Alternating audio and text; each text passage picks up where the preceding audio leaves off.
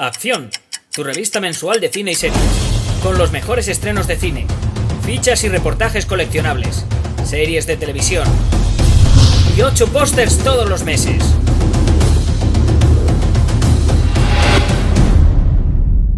Búscala en tu kiosco. Muy buenas, amigos seguidores de la revista Acción Cine. Hoy nueva videocrítica y me toca hablar de una película que, a ver cómo os la defino. Vamos a hablar de Mother, la última película de Darren Aronofsky. Y esta es la crítica con spoilers, ¿vale? Voy a avisarlo bien claro, que aquí va a haber, voy a coger bien esto, que aquí va a haber spoilers, muchos spoilers, todos los spoilers. Pero es muy difícil hablar sobre Madre. Es muy difícil hablar sobre Madre sin spoilers. Con spoilers quizá un poquito más fácil, pero igualmente es muy difícil hablar sobre Madre. Porque es una película muy compleja, porque es una película muy distinta al resto y porque, pese a que la vi hace ya unos días, todavía sigo dándole vueltas a la cabeza, a lo que vi y a lo que realmente quería contarnos Aronofsky. Principalmente creo que es una película sobre la religión, pero también sobre el proceso creativo, sobre la creación, lo cual para mí, al ver la película, me parece que Aronofsky, a través del personaje del creador, que es el personaje Javier Bardem, él, como lo definen, equipara la figura del creador a Dios, del creador como algo artístico, no el creador, también el creador de todo, pero también del creador como algo artístico. Creo que juega continuamente con esa metáfora. De hecho, la película, quizá el mayor problema es que se pierden metáforas y que es una película de un dificilísimo acceso para el espectador, cualquier tipo de espectador. No es una película sencilla, es una película que requiere mucho por parte del espectador. Yo recuerdo que la vi en un pase con público en el preestreno y que había mucha gente que se reía.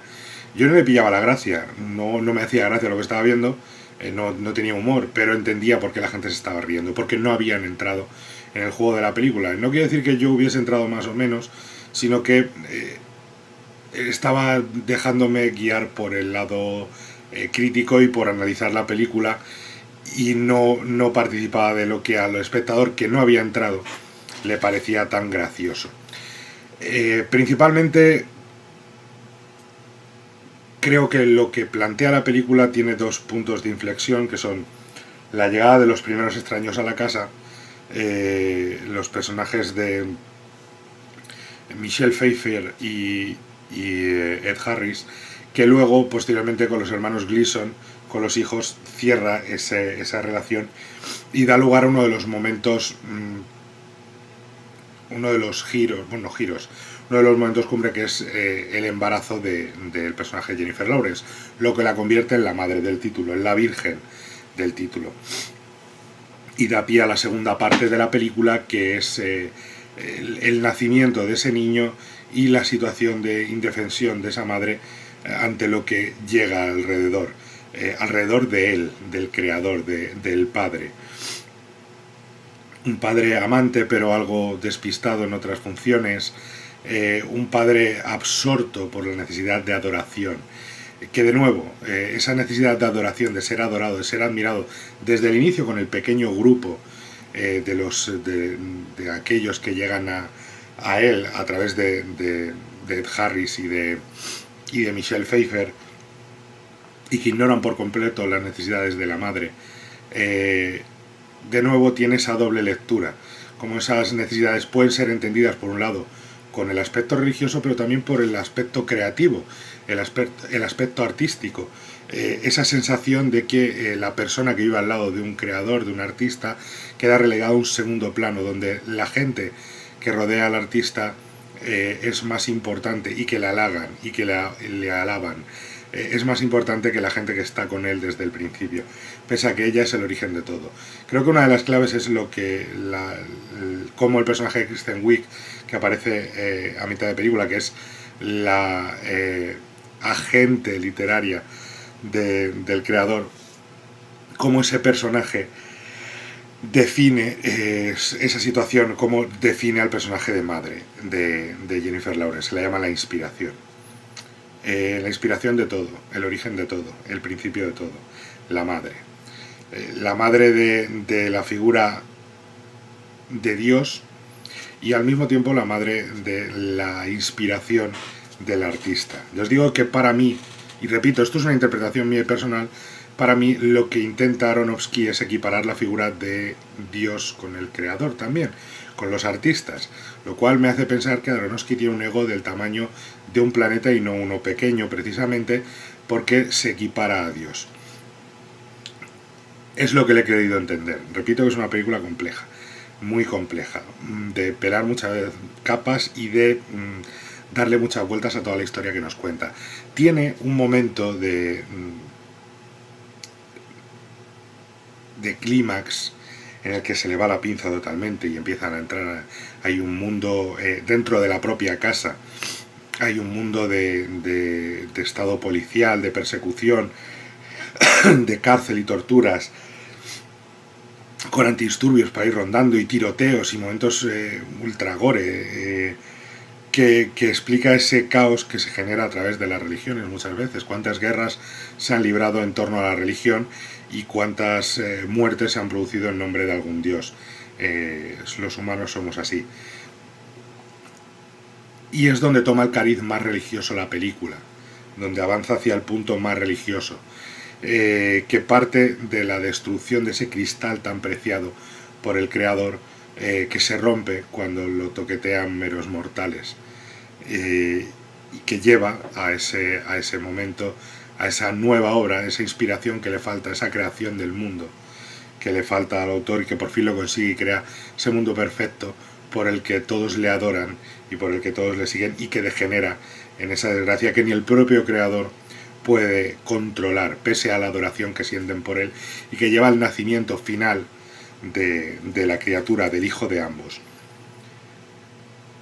De nuevo, ese camino lleva a la escena más alegórica, más obvia de la película, que es cuando los seguidores, entre los que hay un celote, los seguidores matan al hijo, matan a Dios y devoran su cadáver. Una escena muy gráfica, muy gore, pero que al final es la religión, es lo que hacemos en la religión cristiana, que es la que domina gran parte de Occidente. Es lo que sucede cada domingo en cualquier misa, el cuerpo de Cristo repartido a los feligreses en la comunión. No es nada más que eso, pero de una forma muy gráfica. El cuerpo de Cristo y la sangre de Cristo devoradas, el cuerpo del Hijo de Dios devorado delante de los espectadores, con gran fricción además. Y cómo eso provoca la lapidación de María, de la Virgen, igualmente gráfica, igualmente perturbadora, como gran parte de la imaginería de la película,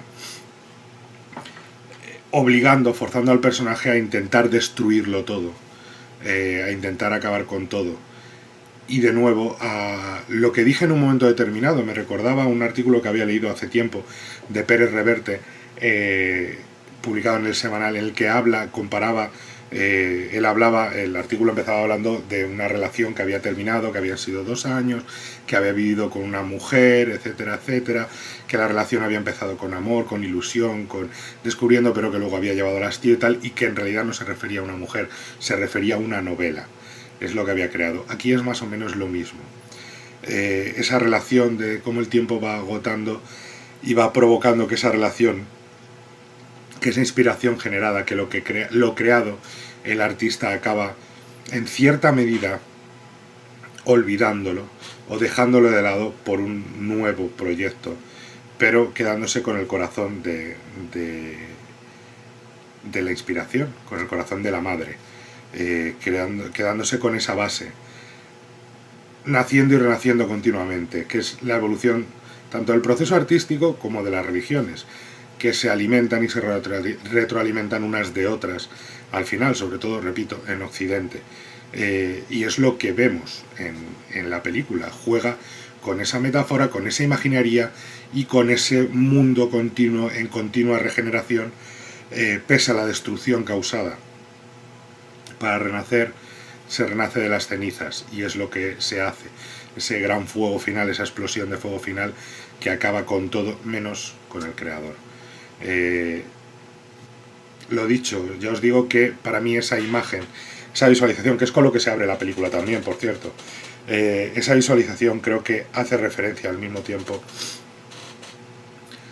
a la religión, a las religiones, y al mismo tiempo también al proceso artístico, a la creación de una obra. No sé si es egocéntrico por parte del director o no, pero sí sé que es un doble juego y que intenta llevarlo de esa forma a lo largo de las 2 horas de duración. Es posiblemente, junto con La Fuente de la Vida, la película de más difícil acceso, incluso más que Pi, para los seguidores del cineasta, que ya había tocado el tema de la religión muy fuertemente en Noé, pero que aquí ya se zambulle en ello, pero de una forma, se zambulle totalmente, cuando Noé tenía momentos en los que, bueno, jugaba con la fe, pero hablaba de un Dios que existe, pero un Dios vengativo, tal, bueno, un motor de todo. Aquí, pero de una forma muy directa, muy clara, o sea, hay Dios, ha traído y los ángeles convertidos en seres de piedra, ha traído el diluvio universal, y ahora toca reconstruir y demás. Eso estaba claro, era evidente, estaba ahí, lo nombraban como tal. Aquí no, aquí juega con la metáfora, dentro de una metáfora, dentro de otra metáfora, y creo que al final se pierde, y se pierde en un final demasiado exagerado, se le va la pinza, total y completamente. Creo que pierde control narrativo el propio creador de su obra. Y pese a que la imagen de ese crío siendo devorado por las huestes de seguidores que solo querían verlo y tocarlo, y creo que es más fuerte, no la imagen, creo que es más fuerte el momento en el que están pasándose al niño y se oye el crujido del cuello y se intuye cómo se le parte el cuello al niño, que el propio momento de la carne, porque el propio momento de la carne no es en realidad un momento, es gráfico, es muy gore, pero no es la figura de un niño, ya es algo nada más informe, despedazada. Lo otro es un crujido que es chocante por lo que representa.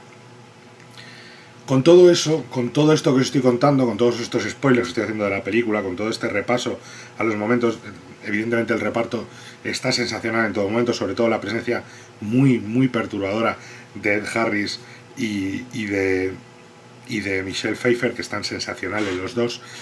Quiero decir que es una película, lo que estaba diciendo, era una película muy difícil para, más o menos a la altura de La Fuente de la Vida, quizá más difícil de acceso todavía que La Fuente de la Vida, pero muy lejos de películas como The Wrestler o como Cisne Negro o Requiem por un sueño. Es una película densa, compleja, pero a trozos yo diría que fallida. Creo que se le va la mano, creo que se endiosa demasiado a sí mismo, creo que bebe demasiado los vientos por lo que está haciendo, y creo que deja un sabor de boca relativamente agridulce en el espectador, que quizá deseaba, esperaba, ansiaba que hubiera un punto más de coherencia narrativa con lo que le están contando, que no tuviera la sensación de que no ha entendido nada. Cuando uno hace una película de tan difícil acceso, que requiere tantísimo por parte del público, que es tan densa por momentos, que no quiere decir densa que sea lenta o pesada. La película no tiene un mal ritmo, ni mucho menos.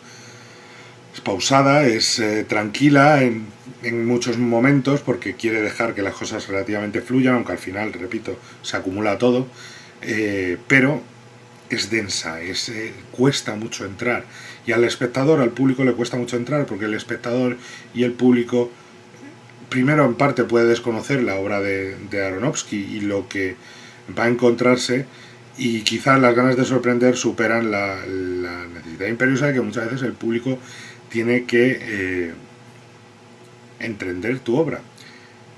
Y el problema es que, Y aquí creo que voy a ir cerrándolo ya. El problema es que creo que la película, que me ha parecido por momentos un combo mortal entre David Cronenberg y David Lynch, el tema de la nueva carne, la religión enfocada desde un punto de vista muy perverso, muy físico, muy de devorar carne, me recuerda mucho a Cronenberg, al Cronenberg de los inicios.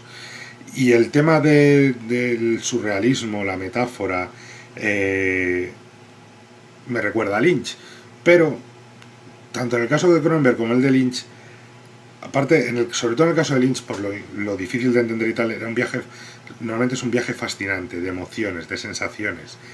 Y a muchos espectadores le queda la sensación de que le han tomado el pelo, de que no saben qué estaban viendo. Mientras que de Mulholland Drive uno salía fascinado diciendo, quizá no lo he entendido, pero aquí he visto algo muy distinto a todo y algo fascinante. Aquí da la sensación al público, ¿por qué? Porque has entrado en las sensaciones, en las emociones que transmite la película. Y aquí cuesta mucho, hay un cierto muro que cuesta atravesar. Y eso provoca, lo dicho, que haya más de un espectador que haya salido diciendo que no ha entendido nada y que incluso le devuelvan el dinero. Esa es su mayor lacra, su mayor lastre, aparte de la pirada de pinza final.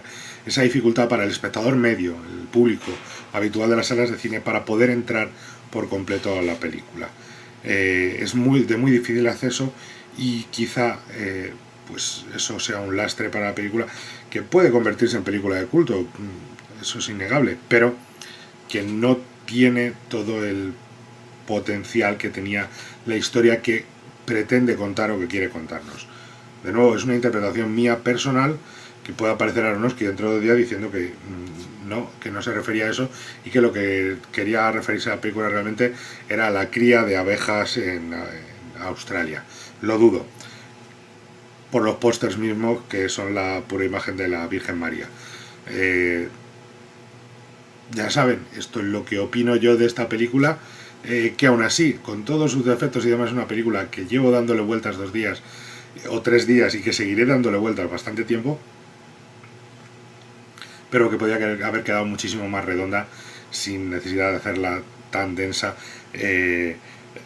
Me recordaba muchas veces a eso, por ejemplo, el cine de Yorgos Lanthimos, que en ese caso es un director que hace historias muy complejas, pero de mucho más fácil acceso para el espectador, siendo minoritario y demás. Así que esa es la opinión de la película. Ya saben, si les ha gustado, le dan al like, se suscriben, nos cuentan lo que quieran y nos vemos en la próxima.